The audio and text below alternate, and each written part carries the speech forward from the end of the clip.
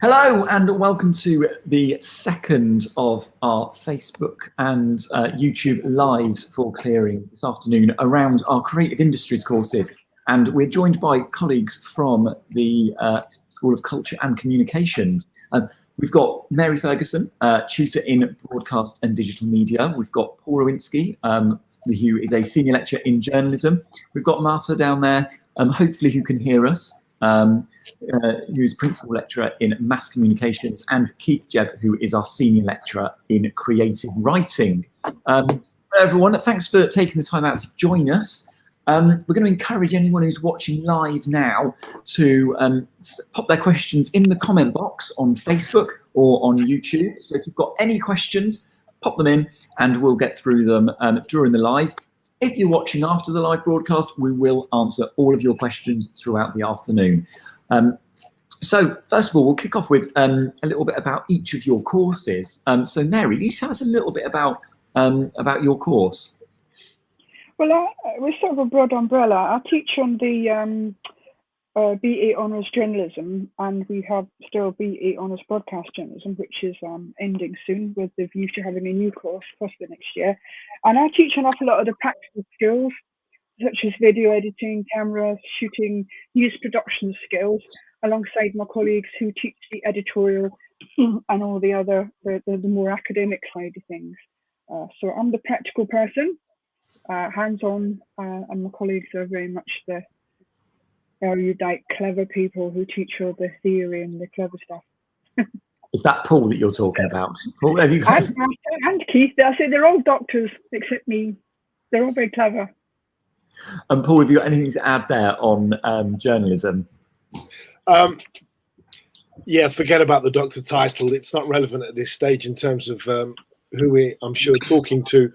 Yeah, I mean, I teach the subjects of ethics, which is obviously important. We want journalists to act ethically. I also teach media law, which closely links in with that, and public affairs, which entails everything relating to local politics, national politics, EU politics, international politics. So students need to be aware of all these things, and I'm making sure that they have that knowledge base, which is really relevant to them performing effectively in the journalistic arena, which is changing very fast, as Mary does know, in terms of all the digital skills that they need to be imbued with. Cool, thank you. Marta, a little bit about mass communication. Yeah, we do have two courses actually in the area of media, more on the theoretical side. We do have Media Com, so it's BA Media Communications, and BA Media Marketing and PR. Both courses have got shared units that goes from theory of media and a bit of how to do research. Both courses have got practical units taught by Mary in first year, introduction to digital introduction to digital storytelling, and then particularly media marketing and PR is a combined course. It's taught half from us, let's say from the School of Culture and Communication, and the other half is within the business school. So it's a joint course where the students learn marketing and public relations together with the media side that we teach. Media communication is kind of a more broad. You can focus your interest on radio if you wish, or journalism. And then you've got all of the shared unit that relates to more media in general and the creative industry area in particular. Fantastic, thank you very much. And Keith, creative writing. Yeah, what I will say about us is we're quite a tight team. There's myself, Timothy Jarvis, Leslie McKenna, and Toby Norways, and we teach what is a relatively small course. Try and keep the work down to the ideal, which is 12 to 15 people. And whereas we don't have the number of units that a lot of courses have, there's a wide range of possible things to write on each of the units, what we call our modules within the course. What I would also say is, wherever you decide to go, check out the people who'll be teaching you. Check out those names: Keith Jebb, Leslie McKenna, Tim Jarvis, Toby Norways, online, because it's very important that you talk about people who you get along with, and that's more important than course structures. I probably shouldn't say that, but I think it's true. Okay. So Keith, I'll pick up on your point then in terms of the expertise within your department for your course. Where have you kind of all come from, and what are your backgrounds? Very, very varied. Toby is a practicing screenwriter, but also has a PhD in life writing. Tim is a writer of weird fiction and has a lot of short stories, a novel, and a lot of editing credits. Leslie McKenna has spent most of her time teaching and writing horror. She's moving on from that a bit now.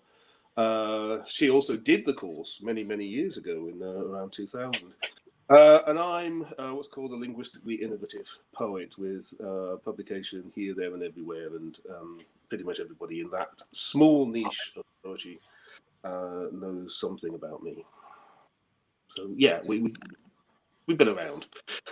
A lot of expertise there then.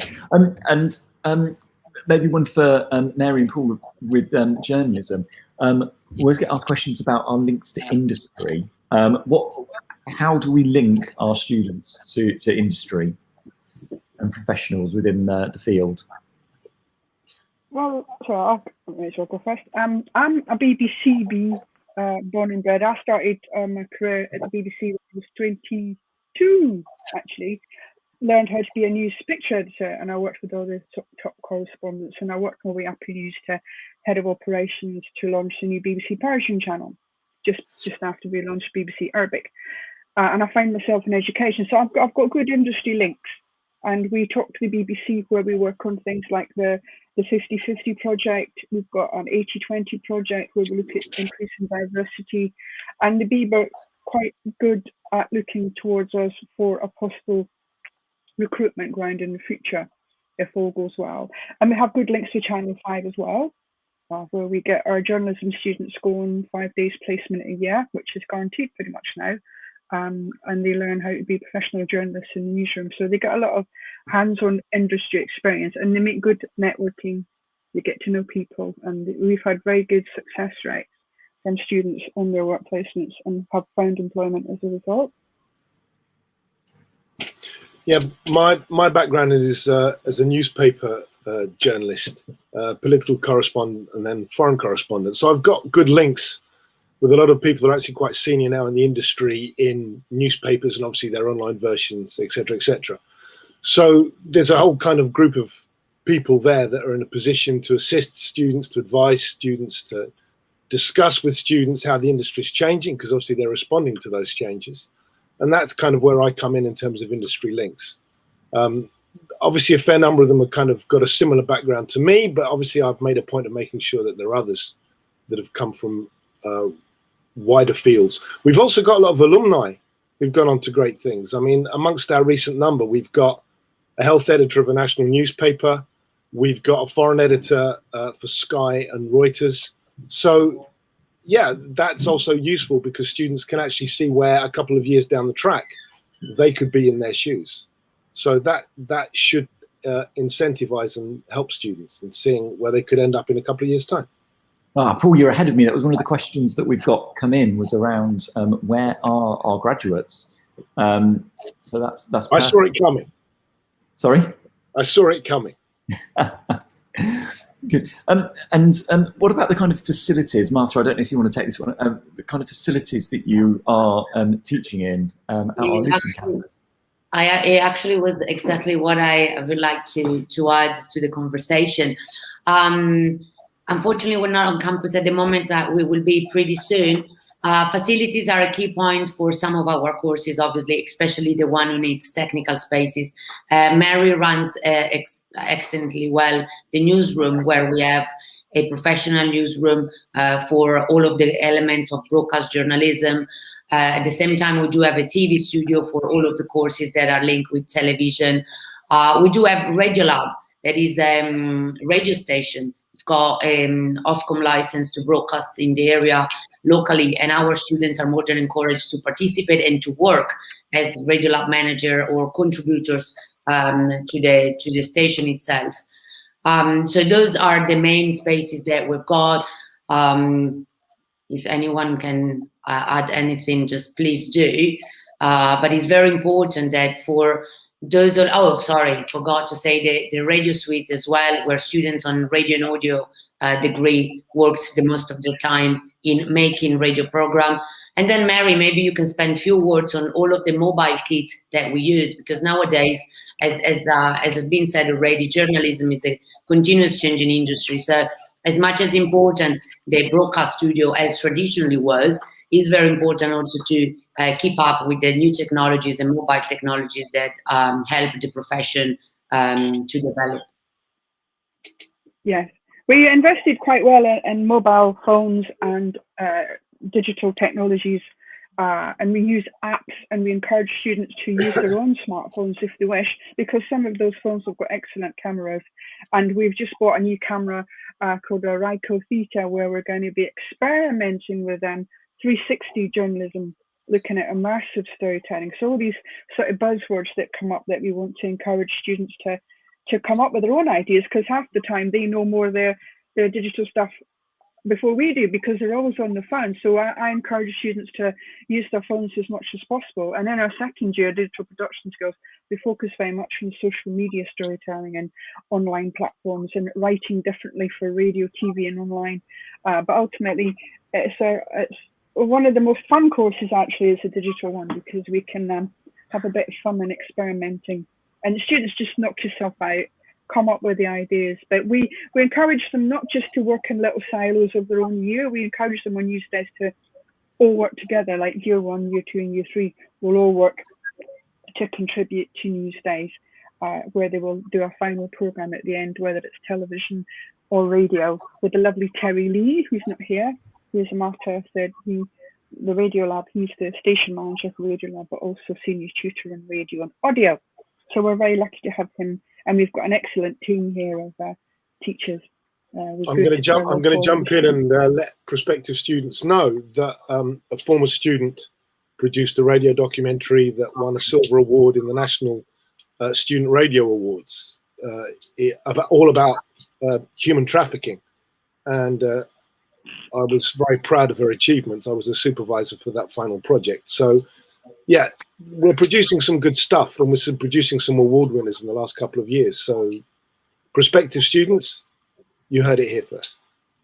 I've got to say, I was recently at a local music festival after restrictions had eased, where we had Radio Lab broadcasting live with a couple of our students, and the level of professionalism from them both was just amazing. And we do produce some really good quality radio. So if anyone's watching and they want to take a listen, you can listen live on our website, beds.ac.uk.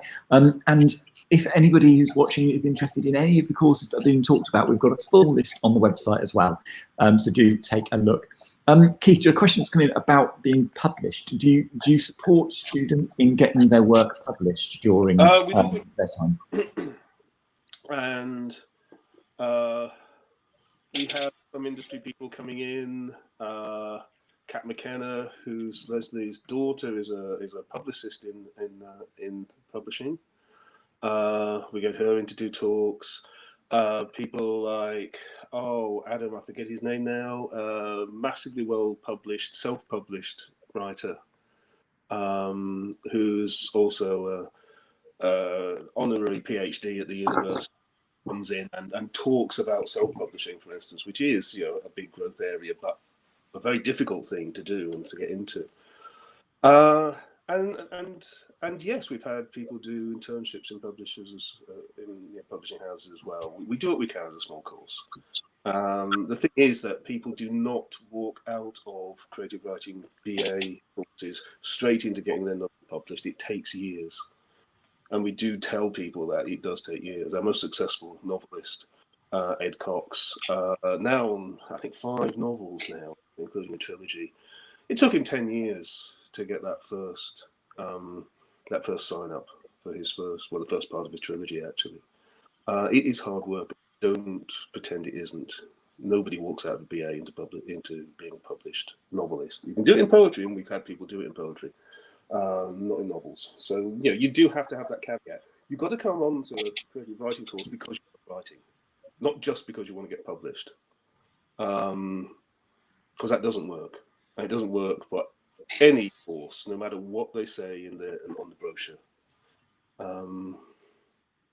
You know, you got to love. So, Keith, you mentioned self-publishing. Mary, you've talked about social media, and I think they're both big examples of how the courses continually evolve at Bedfordshire with the times, keeping our students up to date with you know, the latest in the industry. So, with that, I'm going to go around and ask you all what advice you would give to anyone considering studying at Bedfordshire. We'll start with you, Mary. Come and have a visit. Get in contact with me and I'll give you the grand tour of the newsroom, and we can even do what I call the fun o'clock news, where we can do a little newsroom taster if you like. Yeah, you've got to come and meet us and have a look at the facilities before you make any decisions. It's very important where you study, and we've got some of the best resources there are. Our TV studio was refurbished a year ago. We've got a brand new VMix system in the gallery, which you can be a technical director as well as a journalist. So there's lots of things for you to get your hands on. But yes, come and have a visit. It's very important. Cool. Paul, your yeah, advice? I'd agree with that. You need to develop a rapport with the lecturers. You need to find out what we've done in the past and work out if we can help you to get to where you want to go. So yes, I think that personal rapport, things we're coming out of the dreaded lockdown, is actually highly advisable. I think that's something that would be very good to do. En route, as you head to the university, please read a lot of journalism. Tell me what you like. Tell me what you don't like. Tell me why. And ask questions. Just because these are professional journalists doesn't mean that they've actually answered the right questions. A certain question's not being answered. And what are those questions? I want to see that you've got inquisitive minds. Pose those questions. Make my life hard. Get me thinking. Marta. Well, happy to back up what my colleagues say. Just the most important bit is come and visit us or email us, meet us, because main difference in a course is made by people. Subject-wise, I believe that we must mainly teach the same across the country, obviously, but what we teach is what we are. And so meeting with us, engage with us, is possibly what can allow you to make a good choice or your favorite choice rather than just pick a course by chance. So please do that. So a lot of advice there is around coming to see us, and we do have on-campus open days starting again soon, so do check out the website for those dates and come along to campus and see us. And finally, Keith, what advice would you give somebody who was thinking about studying creative writing at Bedfordshire? Again, I'd follow up what colleagues have said about getting to know as much as you can about us, talking to us, emailing us, asking us all the awkward questions that you can possibly think of. I know in a kind of open forum like this, those questions tend not to turn up. But I think my email address is on the website, certainly the rest is, ask us these questions. Because they're not always very obvious. The course will be about the people who teach you and about the people you are taught with and alongside. It's a very social thing. And recognise that. It's not something you just do locked up late at night in your room, writing away. There's a lot to deal with in terms of talking with us and with the people you're with.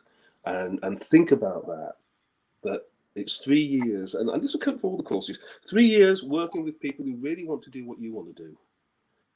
And they all come from different backgrounds and all have their own, inputs, and will make you learn things you wouldn't have learned before, and learn things that aren't on the learning outcomes or the course descriptors as well. And those will be the most important things.